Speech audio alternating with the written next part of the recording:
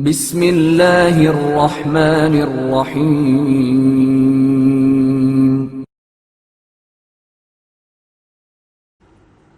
واقعہ ہرہ اور مدینہ منورہ کی بربادی۔ یزید اور عبداللہ ابن زبیر کی کشمکش میں 63 ہجری تمام ہوا اور 64 ہجری شروع ہو گیا۔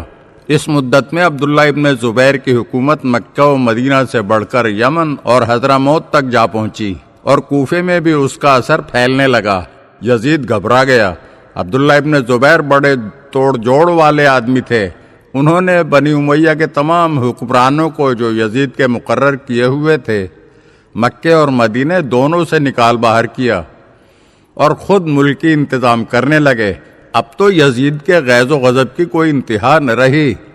مسلم ابن عقبہ اور حسین ابن نمیر کی ماتحتی میں 10,000 فوج مکے اور مدینے کی طرف روانہ کیے اور انہیں یہ تاکید کر دی کہ جاؤ اور اہل مدینہ کو 3 دن تک کی مہلت دو تاکہ وہ میری اطاعت میں آ جائیں۔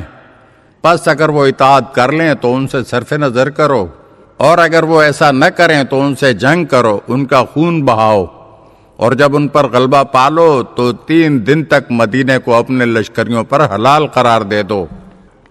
غرض مسلم ابن عقبہ نے مدینے میں جنگ کا آغاز کر دیا۔ یہ لڑائی واقعہ ہرہ کے نام سے مشہور ہے۔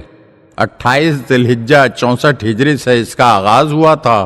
پہلے تو اہل مدینہ نے بڑی دلیری سے فوج شام کا مقابلہ کیا، لیکن جب اہل مدینہ کا سردار عبداللہ ابن مطیع بھاگ کھڑا ہوا تو ان سب کے قدم بھی میدان سے اکھڑ گئے۔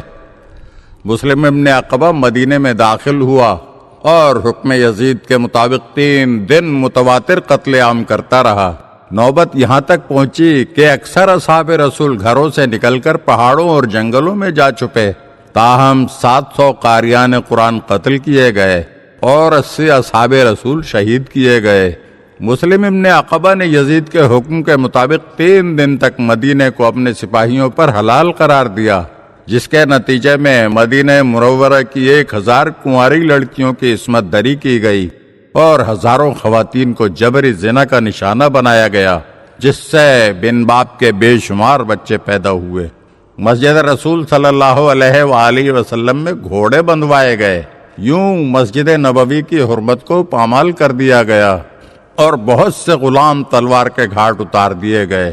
پس جب قتل و غارت کا یہ بازار کچھ ٹھنڈا ہوا تو مسلم ابن عقبہ نے باقی بچے تمام افراد کو اکٹھا کیا اور ان سے یزید کے لیے اس انداز سے بیعت لی کہ وہ خود بھی اور ان سب کے ماں باپ بھی یزید کے غلام ہیں۔ تاریخ نے اس بات کو یوں نقل کیا ہے، جب مسلم ابن عقبہ مدینے میں داخل ہوا تو اس نے لوگوں سے کہا کہ تم لوگ یزید ابن معاویہ کی بیعت اس انداز سے کرو کہ وہ جب اور جیسے چاہے تمہاری جان و مال و ناموس تصرف میں لائے، اور جو اس حکم کی نافرمانی کرتا اس کی گردن اڑا دی جاتی۔ اس بیعت سے صرف امام زین العابدین علیہ السلام اور علی ابن عبداللہ ابن عباس ہی خارج رہے۔